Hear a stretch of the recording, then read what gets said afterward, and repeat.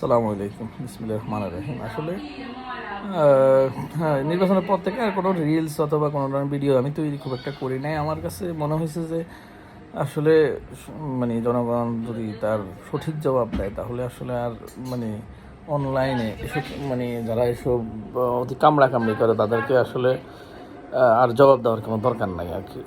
কিন্তু আমি একটা মানে বিষয় আমার চোখে পড়ছে, এটা আসলে আমি অরাজনৈতিকভাবে আমি এটা দেখতে চাই। এটা হচ্ছে নরসিংদীতে একটা দর্শনের ঘটনা। একটা মেয়েকে প্রথমে দর্শন করা হয়েছে, পরবর্তীতে তুলে নিয়ে আবার দর্শন করে হত্যা করা হয়েছে। এতে 6জন ব্যক্তি সরাসরি জড়িত, এর বাইরেও আরও কয়েকজন আছে, মানে 11জন সব মিলে। এদের কোনো রাজনৈতিক পরিচয় থাকার দরকার নাই। কেউ বলবেন একজন জামাত ছিল, 3জন বিএনপি ছিল, 7জন আওয়ামী লীগ ছিল, কোনো পরিচয়েরই দরকার নাই।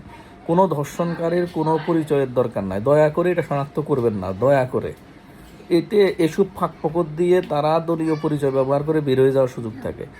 এর মধ্যে যিনি ধামাচাপা দিতে গেছেন তাকে 5 বছরের আগে যাতে জামিন তার না হয়, এবং এইটা সুনিশ্চিত করা। রাজনৈতিক নেতাদেরকে খায়রুল কবির খোকন যেহেতু অলরেডি বলছে উনিও সর্বোচ্চটুকু চেষ্টা করবে।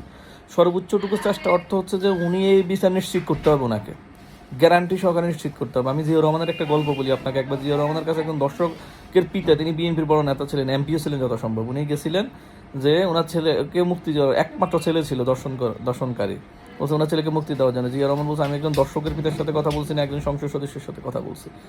ভাষা হবে এইটা। এবং এখানে যিনি এই সহায়তা করতে গেছেন যাতে এটা সবার জন্য শিক্ষা হয়, ওনার 5 বছর আগে যাতে জামিন না হয়। আর যে 6জন এই দর্শন প্রক্রিয়ার সাথে যুক্ত, অন্তত 4 জনের যাতে ফাঁসি হয়, অন্তত 4 জন। এবং মূল পরিকল্পনাকারী যে লোক, এই লোকের শাস্তিটা যদি একেবারে ওপেনলি দেওয়া যায় সেটাই সবচেয়ে বেটার হয়।